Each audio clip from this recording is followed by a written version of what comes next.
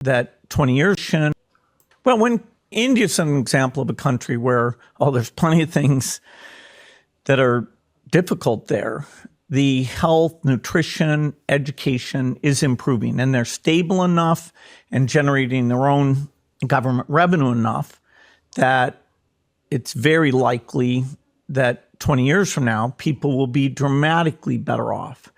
And it's kind of a laboratory to try things that then, once you prove them out in India, you can take to other places. And so our biggest non-US office for the foundation is in India, and the most number of pilot rollout things we're doing anywhere in the world are with partners in India.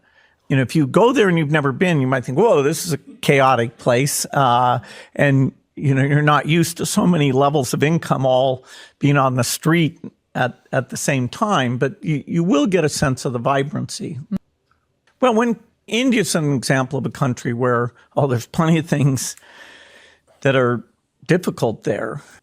देखो, ये video देखने के बाद आपको एक बात समझ जानी चाहिए कि इंडिया को जितने भी फॉरेन कंट्रीज हैं जो अगर यूज करते हैं, जैसे चैट जीपीटी हो गया या फिर माइक्रोसॉफ्ट हो गया, और जितने भी वेरियस टाइप के एआई फीचर्स हैं या फिर सोशल मीडियाज हैं जो कि फ्री में अपने सर्विसेज प्रोवाइड करा रहे हैं, वो एक ही चीज बेटर कर रहे हैं। वो अपना होता है उनका डाटा का एल्गोरिदम का जो भी सिस्टम है वो उसको फास्ट कर रहे हैं, वो उसको और बेटर बना रहे हैं।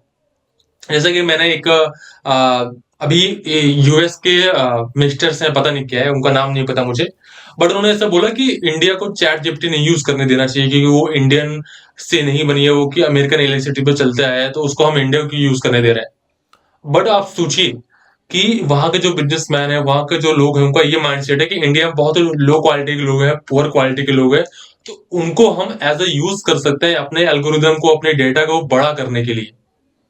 अगर वो हमारी चीजों को यूज करेंगे तो हमें पता चल जाएगा कि हाँ कैसी चीजें चल रही हैं, कैसे नहीं चल रही हैं, उनमें क्या क्या चेंजेस करने हैं, क्या क्या उसमें और इम्प्लीमेंट कर सकते हैं जिससे कि वो अच्छा हो सके।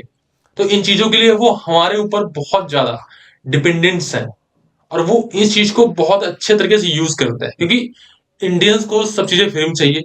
तो उस फ्री को कैसे मोनेटाइज किया जाए ये अमेरिकी कंपनियां बहुत अच्छे से जानती हैं।